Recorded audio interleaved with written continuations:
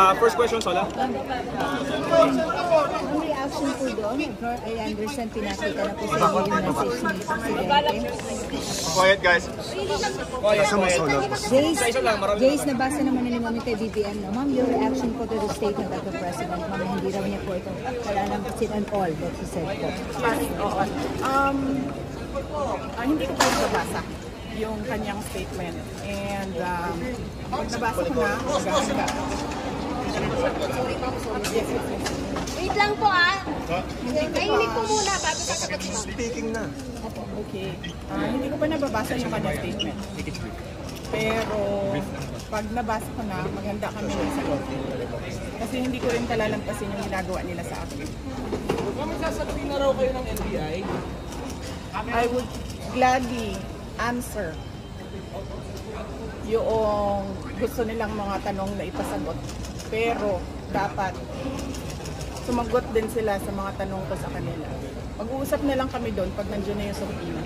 Ma'am, si Colonel Nolasco, how's the parang professional link sa inyo? This is the reason why we don't want to discuss confidential. And yan, kaya may batas na bawal pag-usapan ng confidential funds.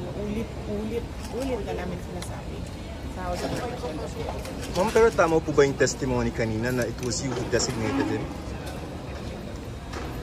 We will wait for Colonel Nolasco. Next question, please. Ma'am? Ask two.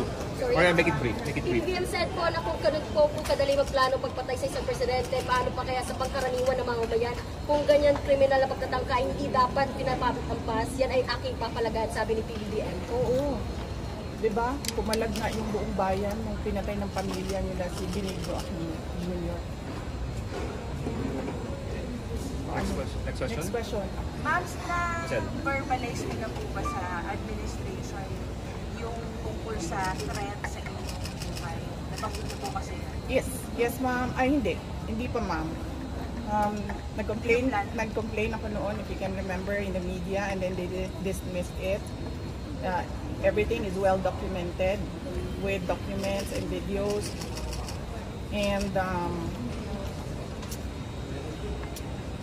nagsabi ang NSC na national security concern ang threat sa president, pero apparently they really do not consider the threat to the vice president as anything of a concern.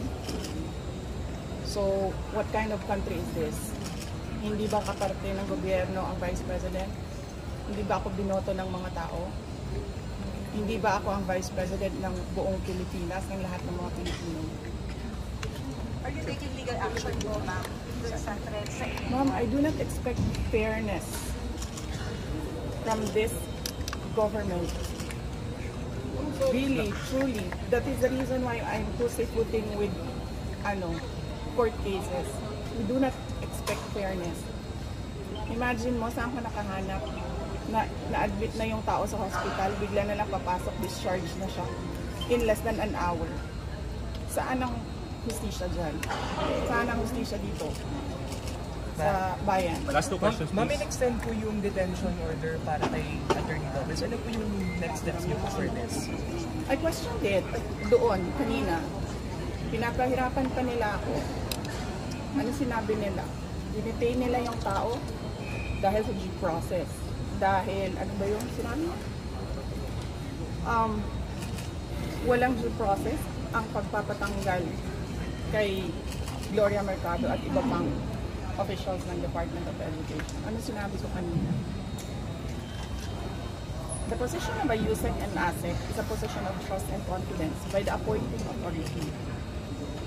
Ngayon, ang appointing authority ng USEC at ASEC ng DepEd is the President of the Republic of the Philippines.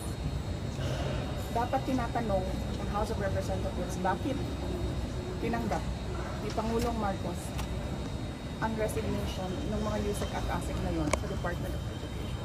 Last question. Bakit nila pinipinalize si Yusek Lopez? Hindi ba dapat ang pinipinalize nila ang appointing authority? Saka sir, sandali. Sorry. Anong sinabi nila? Evasive. And now you clearly see, she doesn't know anything. Mas DepEd pa pala tayo. Pero pagdating natin sa OVP, makikita ninyo, she doesn't know anything about confidential funds. So saan doon ang evasive answers? Last question. Nagsusulat, penalize nila si Yusek Lopez for writing a letter to the Commission on Audit on the position of the Office of the Vice President regarding the release of documents regarding confidential funds. Bakit mo i-penalize ang tao pumirma para sa isang opisina, posisyon ng opisina? Saan ang justisya dito? And ano sinabi nila kanina? Diba? Apparently, hindi nila alam ang batas. Ano sabi nila? Questionin mo na lang sa korte. Saan kami pupunta? Sa mga ginagawa sa amin. Mismong komite, alam na nilang mali yung ginagawa nila. Sasabihin lang sa amin, pumunta ka sa korte. Napakadali na sabihin nila, okay, we will set aside the detention order. Pero hindi. Mali na nga yung una mong detention. Mali pa yung sumunod mo na order. And then sasabihin mo sa tao na nakakulong, na hindi makalabas, lahat. Kahit ako, hindi ako makalabas basta-basta. Dalhin mo yan sa korte. Tama ba yun?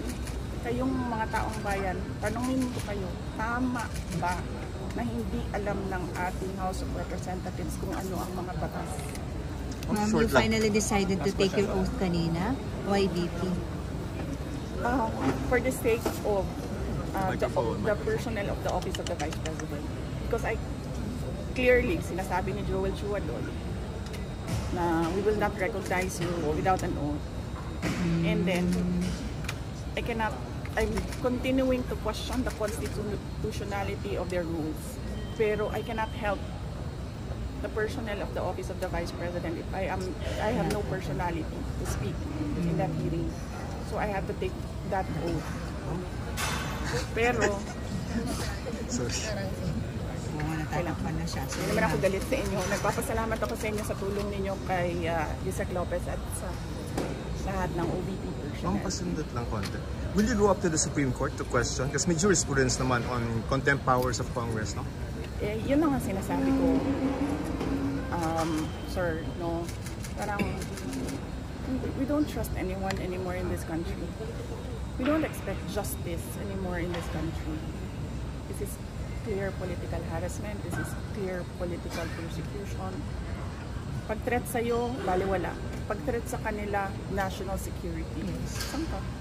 Ma'am, konti na lang. Yung pong testimony ni Fajardo, do you think that will hold water as far as maybe pinning you down is concerned or doesn't establish anything? If they file cases or an impeachment case, whatever case, we will answer that in the proper venue. Kung meron man silang hanap na mali doon. But apparently, nakikita nyo kanina na uubos na yung tanong nila, hindi pa sila makapag-content kay Edward. Kasi nagsasabi ng totoo yung tao.